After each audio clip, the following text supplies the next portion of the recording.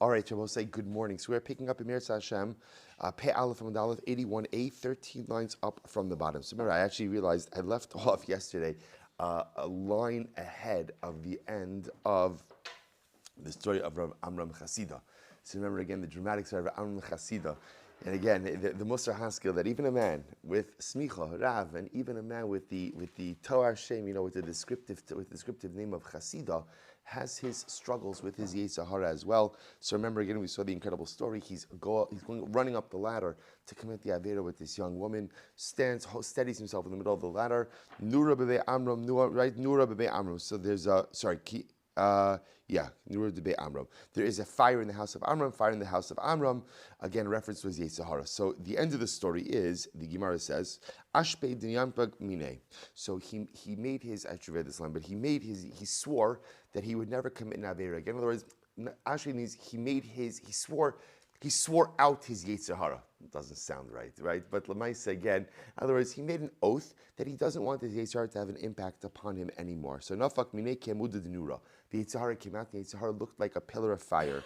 Amrle, Chazi Da'at Nura Va'ana Bisra. It's incredible. So he says to the Yetzer Hara, you're a fire and I'm flesh. Now normally the derech is a fire to consume flesh, but yet Va'ana Adifna Minach. But yet I'm better than you. I'm better than you. So profound. In other words, it's such an incredible yesod that there's nothing more powerful than the resolve of a Jew, right? Isn't that what we're seeing? Isn't that what we're seeing over the course of this incredible mission? There is nothing stronger in this world than the resolve of a Jew. So Amram says, Yetzer Hara, you're ridiculously powerful. You are all-consuming fire, but you're still not more powerful than me. At the end of the day, I'm a Jew, and my ratzon, my will, even though I'm a basar of Adam, nothing could ever vanquish me. Rabbi Meir Avera. So this is incredible. Rabbi Meir used to disparage over Avera, used to disparage sinners. In other words, what does it mean used to disparage sinners? So Rashi says, he would say, you over Avera, you're weak. You're weak. Resist your temptations. Stand up to your temptations. Yom achad idmilei satan ki isisa behach gisa dinara. This is incredible. So one day, so we'll say, in general, Klal Gadol is, right? We always say, "Al tiveini loli de nisayon." Don't bring me to a nisayon. So Rabbi Meir, because he was disparaging over Avera as weak, so essentially Yetzer Hara says, "Okay, let's test your resolve." The Yetzer Hara appeared as a woman, a beautiful woman on the other side of the river. Lo hava mavra. There were no ferries going across the river. So what did he do? Nakit mitzvah v'ka'avar. He was taking the so there was no ferry boat. There was like a little rope. That was stretched across the river, and what you could do is you could walk the tightrope to get to the other side. So what did Rabbi Meir do? He was so driven to sin with this woman that he literally walked the tightrope to go to the other side of the river. So the Gemara says, "Kimata palga mitzra shavke." As he was halfway across the river, the Yetzer Hara released its hold on him, and he realized that it wasn't a woman luring him to the other side, but rather it was the Yetzer Hara. Amar ilav de kamachrizi berakia izarmer ubitaraso shavisi ledamach tarti moi. Says Yetzer Hara said, Rabbi Meir, I just want you to know, if they wouldn't announce about you in Shamayim, in the heavens, that be careful with Rabbi Meir and his Torah. In other words, in Shamayim, they say, this guy Rabbi Meir, he's big stuff. He's big stuff. Don't touch him.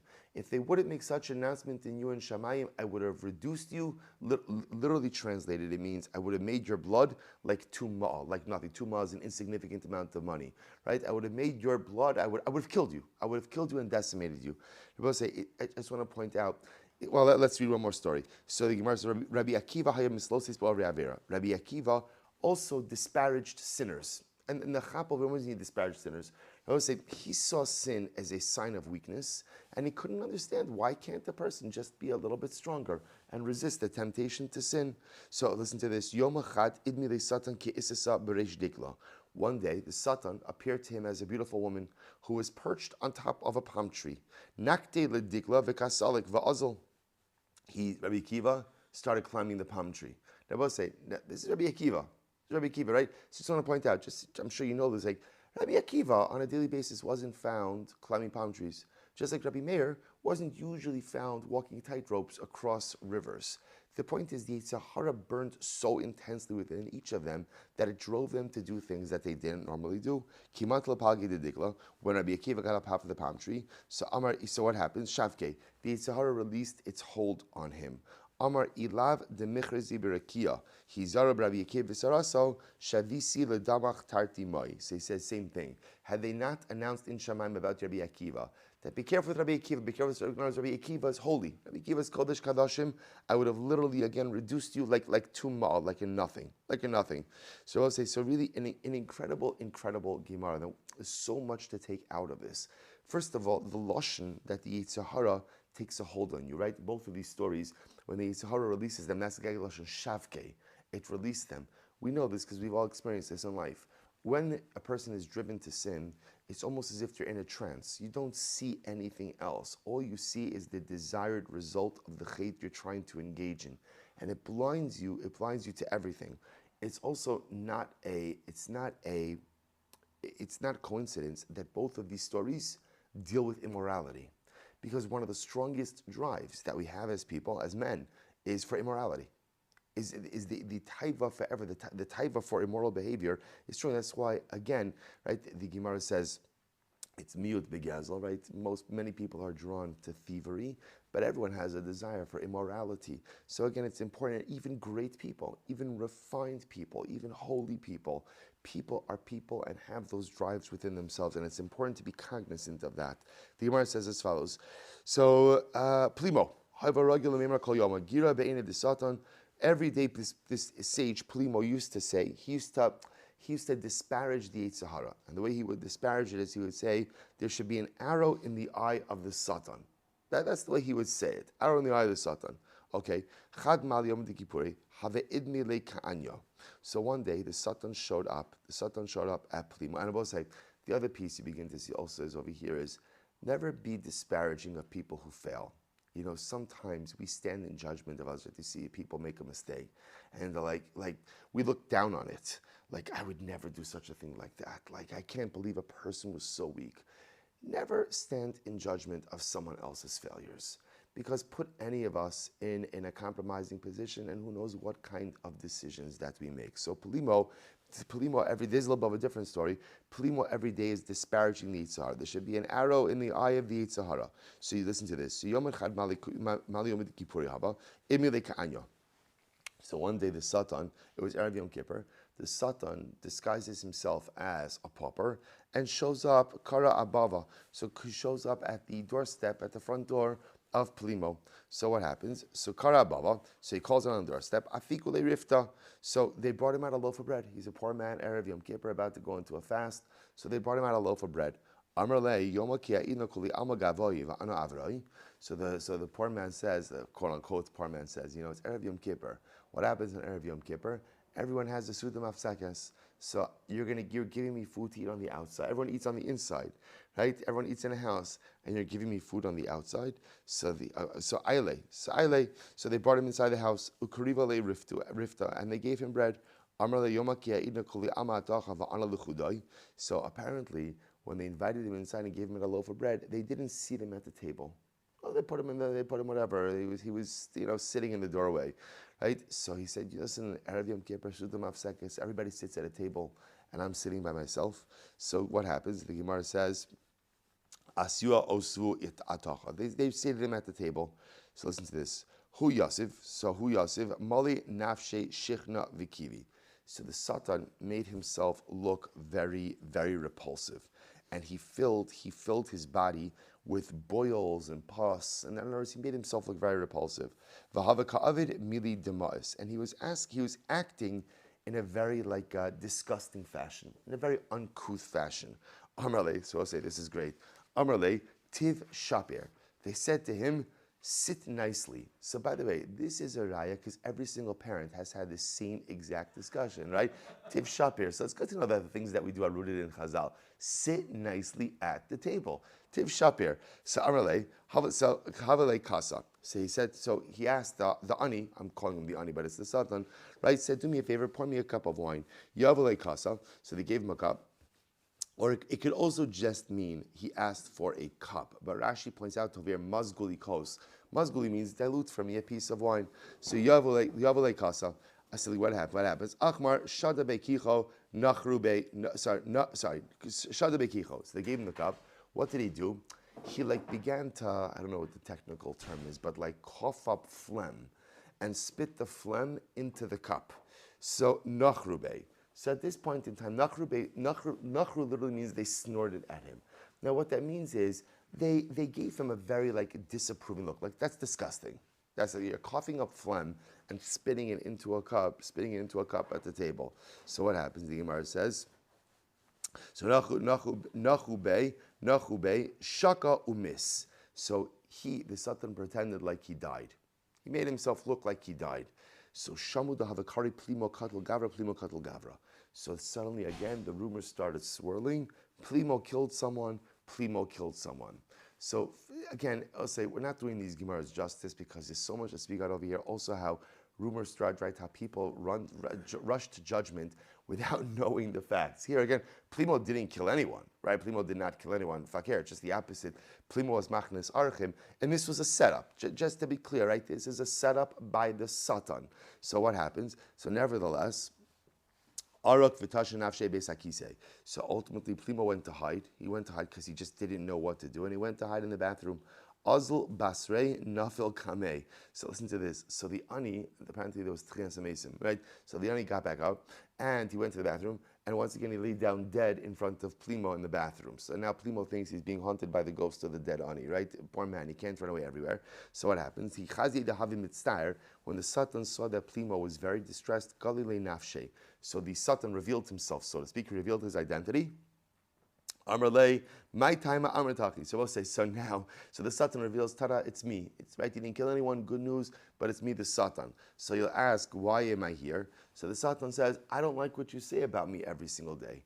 Every day Plimo used to say, right, what was the Lashon? Girei be'enei the Satan. There should be an eye, right? There should be an arrow in the eyes of the Satan. So the Satan says, I don't like it. Why do you say that about me every single day? Why do you say that about me? So the Gemara says, my time amr lehachi ve'ela hechi ema. So the Satan says, so Plimo says, what should I say? I didn't know the Satan has feelings, right? So what would you like me to say? So the Gemara says, amr mar rachmana nigar be bisatan. What you should say is, HaKadosh Baruch Hu ultimately again should restrain the Satan. That's what you should say. Let's say it's incredible. In other words, that the Satan was saying to Plimo, you don't have to make it disparaging about me. In other words, the Satan's like, listen, buddy, I'm doing my job, right? That's why I'm here. I didn't choose this, right? HaKadosh Baruch Hu put me in this. So what I do, it's incredible. What the Satan does is Melechas HaKodesh, his holy work. So why are you saying there should be an arrow in my eye every day? You want to daven that HaKadosh Baruch Hu should restrain me. You want to say that HaKadosh Baruch Hu should hold me back. Totally legitimate. But ultimately, again, why an arrow in my eye? So I'll say there's again so much to say about this also. First of all, again, just about the refined speech that we have to try to cultivate with everyone and anyone. Apparently, even with the Satan, one has to be sensitive about how they work, how they operate. But also, the other piece also is to recognize that in life, I'm talking about just like in our day-to-day, when bad things happen, sometimes other people do things to us, and we're hurt and we're upset. You know, Rav Arosh writes in Gana Amuna, he says that it's always important to understand nothing happens to you in life if HaKadosh Baruch Hu doesn't want it to happen to you. So even let's say someone offends me, someone upsets me, so the reaction is I'm going to respond. But responding to that person or mistreating that person in turn is really showing that you think that what happened to you came from that person. But it didn't come from that person. It came from HaKadosh Baruch Hu. So as such, again, that's supposed to mold my behavior a little bit. So here, Plimo is speaking harshly about the Satan without recognizing that the Satan himself is all he is a chelek of HaKadosh Baruch Hu. He's not independent of God. He's not operating of his own volition. It's what HaKadosh Baruch Hu wants to happen. As such, again, the Satan says to Plimo, refine your speech and the way that you speak to me, and really refine your outlook in the way you relate to me. Incredible. So Rav Chia Bar Ashi, Havaragel called, you know, we'll say first wide line, Pei Aleph Amud Beis, 81b. So Rav Chia Bar Ashi, Havaragel called Idan Dahavis Nafel Apei, Hava Amar Harachaman Yatzil Mitzar. This is a wild story. All these stories are incredible. So Rav Chia Bar Ashi, whenever he would say Tachnun, right, he would add in his own supplication. What was his own supplication? Harachaman Yatzilenu Mitzahara. Hashem, the compassionate one, should save me from the Yitzhara. Now we'll say, now understand. The Yetzer Hara, when we speak about this, and this is the context we're seeing it, is that So often, the Yetzer Hara with which we contend with most is the Yetzer Hara for immorality. The Yetzer Hara for immorality. That's just the nature of man. So what happens? Incredible. Yom Echad Shamatinu Devisu. So one day, his wife heard him saying this. His wife heard him saying this. Amra, Michti Hakama Shani de Parish Leminoi, my time Haka Amar Hachi. So this is a wild story. So Mrs. Rabbi Chia Bar Ashi says, listen, my husband hasn't been intimate with me for years. So what is it exactly that he's struggling with his Yetzer Hara? Right? In other words, what she was saying was, it's not exactly like he demonstrates just like a normal desire for these things. So for intimacy, so what is it exactly that he's struggling with? We'll say also, Mefurish Shariah, don't daven biyachidus at home, right? Go to shul, right? Stuff happens when you daven at home, right? It's so much better to daven in shul. So his wife goes ahead and overhears him davening. She says, like, what is this? What is this? So listen to this. So listen to this. Yom Achada, Havakagaris begins say. So one day, so Rabbi Chia Bar Ashi was learning at home. Kashta Nafsha, Chalfa, Vitanya Kameh. So his wife dressed up, really also disguised herself, dressed up in a very beautiful way, and she walked by him. Amar la man at. He said to her, "Who are you?" He didn't recognize his wife. So Amra ana charusa the hadri miyoma.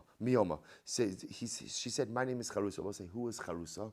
So Rashi points out is that Charusa was a well-known harlot. Right, a well-known zona. So she says, "My name is Charusa, and I just returned home today." Tava.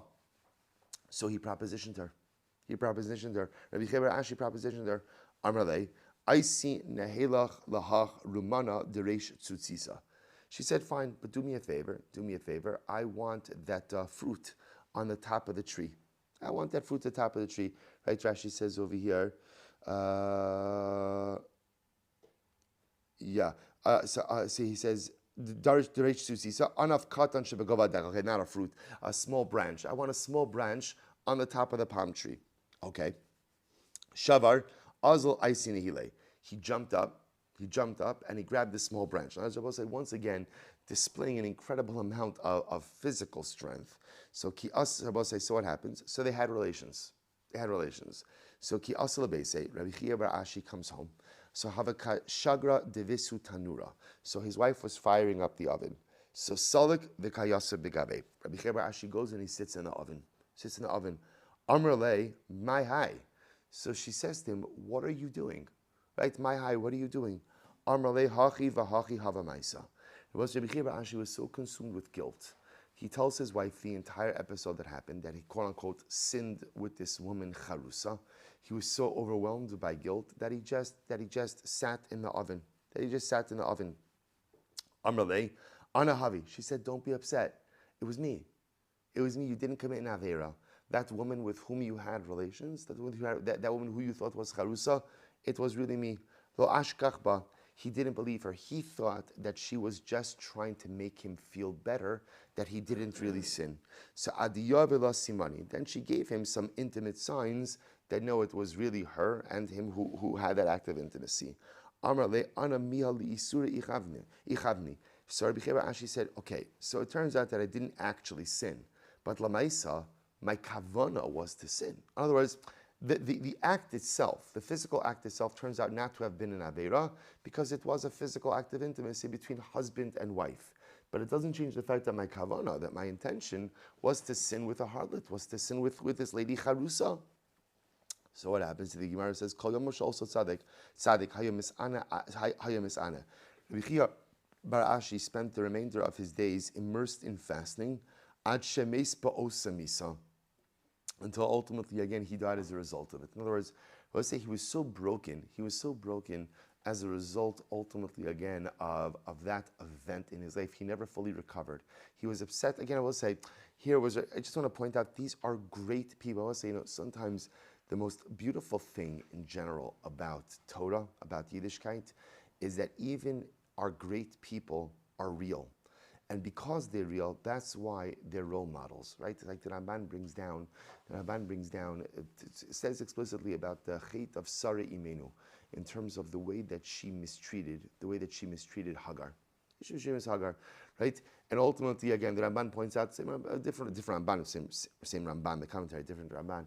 Avraham Avinu's mistake in relocating in Eretz Canaan, when he comes to Canaan, that he relocates because of famine. Right? Why they need to point out these imperfections? Because without imperfections, we tend to deify our great people. Once we deify great people, on one hand, it sounds beautiful, but they're no longer role models for us, right? Yes? He was also Koresh from her, wasn't that? He was also very correct. So in other words, there's a lot in this story, by the way. To me, the incredible Moshe Haskell in the story is communication is one of the most important components of marriage. Right? In other words, if Mrs. Rechia Bar Ashi doesn't understand why her husband is saying this, there's a much better idea than dressing up as a well-known harlot, which is, and it's much easier also, have a conversation. Right? By the way, honey, I overheard you saying this in Tachanun, right? What is it that you're struggling with? Do you want to talk about it? In other words, there's, in general, in these stories, there's much to unpack, and there are many lessons to be learned. But specifically in marriage dynamics, the need for open communication is incredibly important. Now, both the Gemara says this also. Now, remember, what broke Reb Chia bar Ashi more than anything was the fact that even though he didn't end up physically committing an Aveira, his kavana was to commit an Aveira. And that broke him. Why? The Gemara says, Desanya, Isha Firam, Vashem Yislach La. So we'll say, so remember again, the Pasuk says, this is talking about a woman who made a neder. Now remember again, when a woman makes a neder, her husband has power of revocation. So the way the Torah phrases it is, her husband revoked the neder, Vashem Yislach La, but Hashem will forgive her. Now we'll say, what's the pshat? In other words, if the neder was revoked, then why the need for forgiveness? To which the Gemara says, what is the Pasuk talking about? Be'isha shenadra benazir, v'shama baila v'heferla. So we'll say, what's the story? What's the context? A woman made a neder nezirus, and what happened? Her husband heard, and he annulled it. V'hi lo yada shehafarla baila. She did not know that it was annulled. V'haisa shosi amitabla mesim. So we'll say, so this is incredible. So what happens? So you can imagine Reuven's married to Rachel, right? Rachel goes ahead and makes a neder nezirus. Reuven hears about it. He annuls it. Only one issue. Reuven never told Rachel that he annulled it, which is fine. The annulment still works. The annulment still works. What happens? Rachel, thinking that she's in a zira, goes out and drinks wine. Now, we'll say, in reality, did she violate anything? No. Why? Because the neder nezirus was annulled. But nevertheless, she didn't know it. So the Torah says there is an element of atonement necessary when you think you violated something, even though it turns out that you did. In other words, when your kavana, when your intent was to violate something, even if it turns out that you didn't actually violate, there is some level of liability on some level. There is some level of liability, and that's what really broke the heart of Rabbi Chia bar Ashi, the knowledge that although he didn't actually sin, there was a kavanah, there was an intent to ultimately sin. Rabbi Akiva, when he would get to this pasuk, he would cry. Amar umami shenis kavin le'achal basar chazer v'ala b'yado basar ta'ala. So we'll say, if a person has a mind to eat chazer, and it turns out that he doesn't eat chazer, he eats a lamb, right? He eats a lamb chop instead of chazer. Amar Torah tzricha kapara. The Torah says you still need kapara. In other words, we'll say, when you have intent to sin, even though you don't actually sin, there is still an element of kapara, of atonement, which is absolutely and unequivocally necessary. He goes on, he says, right? Gemara says, Mishin is kabin lechal basar chazer, va'ala biyado basar chazer, achas kama v'kama. Then I will say, the Moshe Rabbi Akiva said, if you have intent to eat chazer, and what? You actually do eat chazer, how much more so you require atonement. So I will say a really incredible idea. The Gemara highlighting this concept that when a person has intent to sin, even if they don't actually end up actualizing that intent, there is still some level of liability. That our aspirational goal, I will say, is not just purity of action, but it's purity of intent as well. Now, obviously, again, intent to sin is not the same thing as sinning itself, but nevertheless, you see that there is some quasi-liability for intent to sin, even if there is no, we'll call it actualization of that intent. So the Gemara goes right there.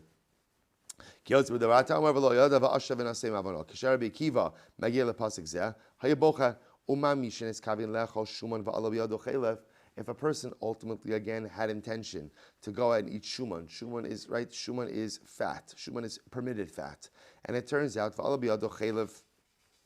and it turns out they ate chelis. So in this case, we'll say a person had in mind to do something mutter, eat shuman, and he accidentally ended up consuming cheliv. Amra Torah says, "V'lo yada v'ashem v'nasa avono." Torah says, "Listen, you didn't know what you were doing. You didn't know what you were doing, but there is still some level of culpability." So Mishnah is kavin lecho chelev va'ala b'yado chelev alachas kama v'kama. Then all the more so, what do I say? All the more so if somebody had intent to sin and they actually end up sinning, alachas kama v'kama. Isi ben Yehuda Omer v'lo yada v'ashem v'nasa avono al davar zeh yidvu kol hadvuyim. Over this, ultimately again, all guilty parties. Rashi says over here, kol hadvuyim sheyesh lahem leiv lidvos yidvu alzeh shenu miskavin v'yesh kanesios avon. So we'll say, so it's actually a very beautiful conclusion to this discussion. Isi ben Yehuda said, "V'lo yada v'ashem v'nasa avono." So we'll say, what does the literal passage mean? V'lo yada, I didn't know what I was doing. Right? I did not know what I was doing. Va'ashem, but there was still liability. I ended up doing something wrong. V'nasa avono. There is still culpability and liability for this. So about this, again, everyone should set heart. As I will say, there is it's an incredible thing that at the end of the day, sometimes we say to ourselves, accidents happen. Accidents happen, but it's important to understand that lamaisa, you're still chayiv, there's still liability for shogeg also. Right? In halacha, the only time that you're totally pater is when it's ones. Total extenuating circumstances beyond your sphere of control or influence. But shogeg, accidents, I am responsible. There is some level of liability as well. See, even if a person doesn't have intent to sin, but they actually end up sinning, what you see is there is a degree of liability and culpability for that. The goal will say why? Because we assume that when do mistakes happen? We'll say when do mistakes happen? When there's not enough vigilance. Right? In other words, like the Imam Maseches Makos says, like the iboy le liiyune, should be more careful. Should be more careful. It's a heightened level of vigilance in which we are required to go ahead and approach life.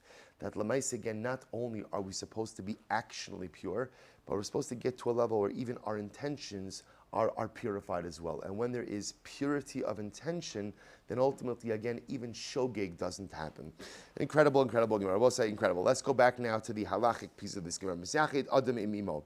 So we'll say, remember again, once upon a time, right, it feels like many years ago, but it was just yesterday, we actually were learning the sugya of yichud, right? So again, the Mishnah said, a person is permitted to have yichud with his mother. So the Gemara said, Amrav Yehuda Amrav Asi, Misyachid adam im achoso, v'dar im imo v'im bito. A person is permitted to have yichud with his sister. With his sister, he could live with his mother and with his daughter. And I will say, as I mentioned in yesterday's daf, the novelty over here is what?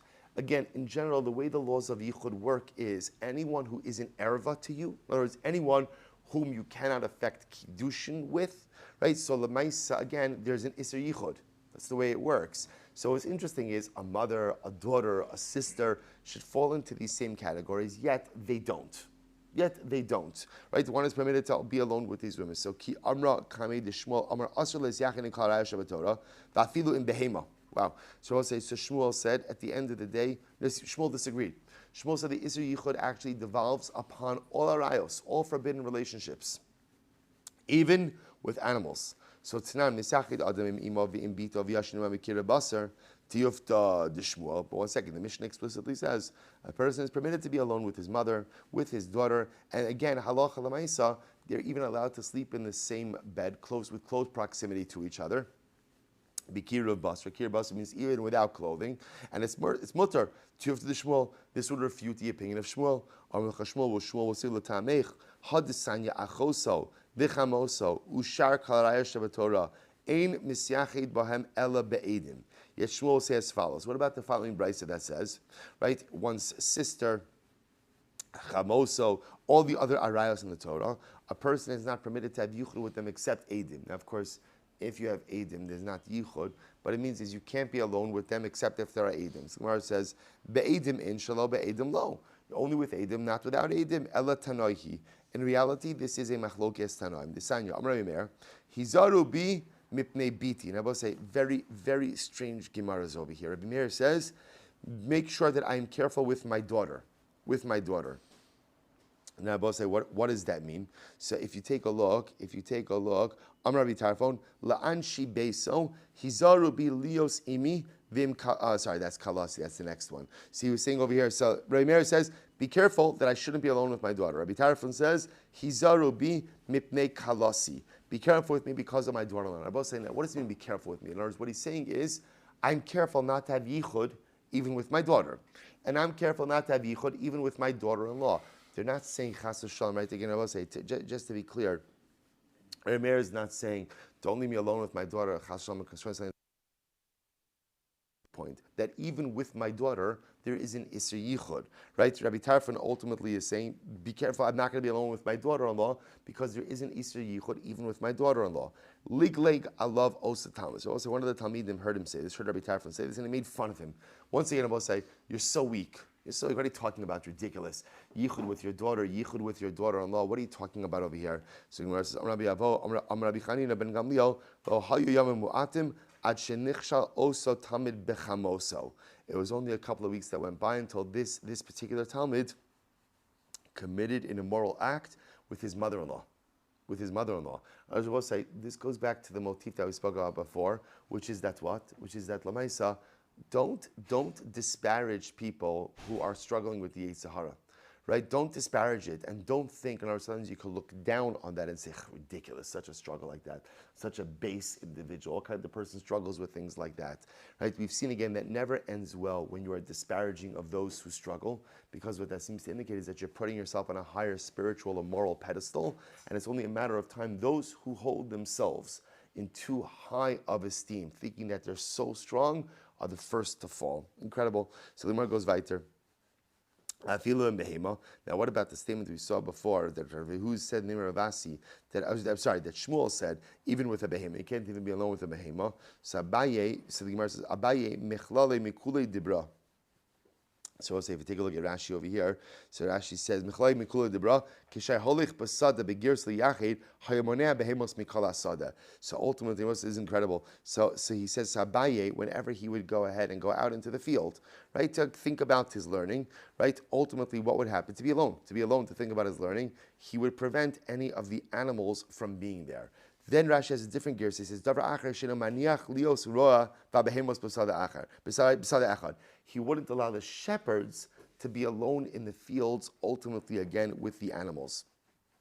Rav Sheishes Marvele Mitzra Rav Chanan Ben Ardo Ikol Rav Kana Lepum Nara Chazed Di Yosef. So we'll say. So I just want to point out what is going on over here. The animals, right? The animals that literally was again the immorality thing. Could totally relate to, right? Understand that we're people, we're human beings, we have these drives and desires. But the animals, that just seems like a little bit of a far stretch. I would say so. Perhaps the pshat is like this, right? Again, remember who is most prone to be alone with animals, right? Shepherds. So, what's the chap of shepherding, right? What's the chap of shepherding? The whole chap of shepherding, right? What does David HaMelech say? David HaMelech says, "Mizmor LeDavid Hashem roi lo echsar." Right? Hashem is my shepherd. David HaMelech was the first person to ever refer to the Rebbeinu Shalom as a shepherd. Right? Why is shepherd? The Malbim points out on that pasuk so beautiful. The Malbim says, David HaMelech said, I had one simple career aspiration in life. Right? And that was to be a shepherd. That's all I wanted in life was to be a shepherd. David HaMelech, why do you want to be a shepherd? Two reasons you want to be a shepherd. Number one, there's no people around. Right? David HaMelech did not have the easiest time with familial relationships, both when he was young as well as when he was king. Right? So there's no people around. You don't have to deal with treachery. You don't have to deal with backstabbing. You don't have to deal with people jockeying for different positions or power. It's good to be alone. Right? Also, there's time to think, and ultimately there's time to be with the Rebbeinu Shalom. But I'll say, if you're not David HaMelech, shepherding also leaves you with a lot of time on your hands. Right? You're idle. You're idle a lot. Right? You're sitting there. The flock is doing its thing, and what are you doing? You're watching. So the Nisas Shalom brings down that what gets people into the most trouble in life? Too much free time. The best thing in life is to be busy. The Piazetzna, very quickly, the Piazetzna, Hashem Yikom Damo. Rabbi Klonos Kama Shapira writes in his Sefer B'nai Machshava Tova, the Piazetzna writes that one of the most important things to ensure that a person lives successfully is make sure every part of your day is scheduled. He said there should be no unscheduled time. Now, to be clear, the Piazetzna is not saying you have to be learning the whole day. He writes explicitly, he says, if you want to hang out with your friends, no problem. Put that in the schedule. Put that in the schedule, right? From 7 to 8 p.m. on Tuesdays, hanging out with friends. No problem. But put a start time, put an end time. You want to eat dinner with your family? Beautiful. Absolutely. Put a start time, put an end time. Everything in life has to be scheduled. Because if you have unscheduled, unstructured time, the Piaget says, that is a recipe for disaster. And we know it from our own lives. So also, I think that's the pshat over here also. What are you talking about? That people are going to commit averos with animals? That the bestiality, I will say, is the most unnatural thing a person could ever think about, right? The other arayas, somehow, okay, whatever, right? But bestiality, what's the pshat?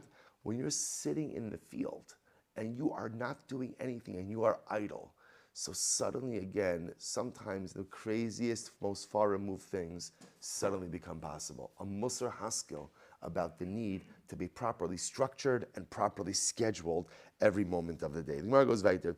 Rav Chana min Arda, ikol Rav Kahana lepum nara. So what happened? Rav Chana min Arda went to Rav Kahana lepum nara. Chazid diyasevig hagaras. The kaima behema kameh. So he said that he was sitting and learning, right? And there was a behema in front of him.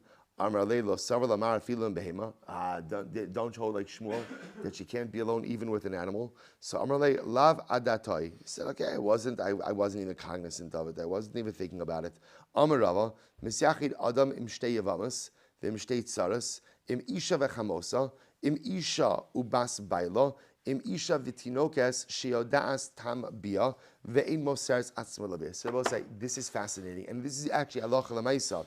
Shabbos say, so remember, it's actually interesting, although this is the entire sugya of yichud, this is it. We didn't, of course, do it halachic justice so much. I say, you will agree, these are the days where you're like Rav Meir Shapira, like Lublina Rav, Zechet Tzaddik v'Kadosh Livracha. There are certain days where you should have gone with Amud Yomi. Right? Certain days where it would have been great to have a block of time to go ahead and get through a sugya. This. What I'll point out is, remember, so this is very important. Rava comes along and says as follows. Rava says, you are permitted to have yichud with two yavamas. Remember, I'm going to say, who are two yavamas? Those are two co-wives. Two co-wives, right? Or, right, shtei tzaras. Sisters-in-law, right? Sister-in-law, right? Or shtei tzaras, two co-wives. Isha v'chamosa, a woman and her mother-in-law. A woman and the daughter of her husband, a woman with a young girl who is old enough to know what bia is, but is not going to give herself over to engage in it. I will say why. What's the pshat? The whole yisod over here of yichud is a concern that lamaisa, a person is going to engage in inappropriate, immoral activity. See, even with two women, right, that concern was still there. So where is the concern obviated? In a situation where you have two women who have a natural animosity towards each other. All of these relationships are women who have an inherent animosity because, again, their positions kind of conflict with one another. So ultimately, the Gemara is just saying over here that halacha l'maisa, when you have a situation like that, there is no iser yichud. Incredible. Higdilu ze yashem biksusa. So we'll say, so remember again, the Mishnah went so far to say in a very dramatic Gemara as well. Again, I'll just point out all of these cases so you can understand, right? The co-wives, right? The woman and her mother-in-law, the woman in Bas, right? A woman with her husband's daughter. These are all naturally contentious relationships. And a woman with a child, I'll say, what, right? What happens with children? What happens with children? So we know, again, the most incredible thing about children is children talk about everything, right? So what a child sees, that's why, again, it's the best musar to running appropriate home is knowing that when your kid goes to school, what are they going to talk about? What are they going to talk about? Anything and everything they've seen in your house. So it's a good reason to kind of keep your house in order because your kid is going to share what you don't want them to share. So the idea here is, on all of these cases, if there is yichud, a person is not going to end up sinning because they know that whatever they do behind closed doors ultimately is going to come out. Okay, we'll say, let's finish off the sugya. So the Gemara said we have a couple of minutes. I don't want Rabbi Motzen to give me musar about starting chakras again late. So we'll finish this for the next few minutes. So Gemara says as follows. So remember again, how did the Mishnah end? So the Mishnah said, and I will say, obviously, this is also reflecting different societal norms. So the Gemara says that halacha l'maisa, a man is permitted to have yichud with his mother and with his daughter. And they're even permitted to sleep in the same bed, even b'kirav basar. Kirav basar means even without clothing. Without clothing in the same bed until when? Higdila. until ultimately, again, let's say a father with his daughter until the daughter becomes of age. Right? At that point, they're still permitted to sleep in the same bed, but halacha l'maisa both have to be clothed. Both have to be clothed. So the Gemara says, okay, so higdila is lashon of come of age, kama. So what's the definition of coming of age? So Amar Rav Ada bar Ava. So Amar Rav Ada bar Rav Aza. Amar Rav Asi. Tinokes bas teisha shana v'yom echad. So for a girl, it's 9 years old in one day. Tinok ben 12 shana v'yom echad. For a boy, 12 years old in one day. Ikadami, others say tinokes bas 12 shana v'yom echad. Others say for a girl, it's 12 years old in one day. So that's adulthood. Tinok ben 13 v'yom echad. And for a boy, ultimately 13 years old in one day. So adulthood. So we'll say both of them really, the Gemara says, it's not as much a din in age as much as it is a din in physical maturation. That once ultimately, again, there's physical maturation, then halacha l'maisa, if they sleep together in the same bed, everybody should be clothed. Amar Rav from Bar Pava Rav Chisda, lo shanu ela shena bo shalamo lefanav arum. So it's interesting. Really, what's the indicator? When a girl is young enough that she doesn't have any embarrassment about standing in front of her father unclothed, right? So ultimately, again, that's the age where they're permitted to sleep in the same bed even without clothing. Aval bo shalamo lefanav aser. But if she is embarrassed to stand in front of his father or her father unclothed, ultimately it's aser. My time, what's the reason? Yetzer albisha. Rabbi say this is incredible. When do we know what's the age of indicative of where a child becomes somewhat conscious of sexuality? When is that? At the age in which they are embarrassed or aware to walk around unclothed. We'll say again, this all goes back to Adam and Chava, right? What was the first indication that Adam and Chava had fundamentally changed their spiritual makeup? And now the Yetzer Hara was not something external, but something internal. When was that? Right? Vayedu kerumim. They recognized that they were unclothed. That was the moment that human sexuality became tainted with something illicit. So the Gemara says this is incredible. So to this very day, at what point in time really is it appropriate for even a father and a daughter to have a heightened sense of tznius between them? When the girl is old enough that she recognizes, I shouldn't be unclothed in front of my father. Incredible. So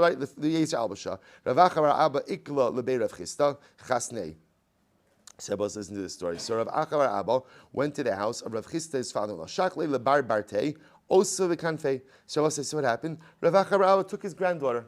It's incredible. He took his granddaughter. Osvua b'kanfei literally means he put her in his cloak. In other words, he held her close to him. Amar leilo sarval and mar demikacha. So Rav says, incredible. So they said to Rav Acha bar Abba, the Zayda, you know she's a married woman. So apparently her father had given her over in Kiddushin, right? Her father has the ability to Mekadesh his Ketana daughter. Amar le avarta lecha adraf. Rav Yehuda Rav Yitim Rabbi Lazar asla adam sheikadesh bidu kishiketana. All right, we'll have to stop over here. All right, so we'll say, so we tried to finish the Masechta here in Eretz Yisrael. All right, we tried, but the Baal Shem had different plans. You know, this is a good Musar. Truth is in life, it's not really about reaching the destination, but it's about putting in the hishtadlus, putting in the effort. Sometimes, again, we have a vision for what we want to accomplish. HaKadosh Baruch Hu has a different vision for us, and we wanted to finish the Masechta. We'll still make a siyum on Maseches Tainis, Baruch Hashem, but it has to be Kiddushin Emetz. We'll wait till tomorrow. Both say it's been an incredible schos. Baruch Hashem, to learn with all of you each and every day here in Yerushalayim HaKodesh. Special thank you to Rabbi Berman for opening up the OU Center for us bright and early. It wasn't even bright. It was dark, right? Dark and late, or dark and early. And for setting up the coffee. Baruch Hashem, thank you, Rabbi Berman. We appreciate this so much. To continue to learn in Eretz Yisrael, to learn in the shade of the walls of the Bayis Shlishim here, Rabbi Amenu. Amen.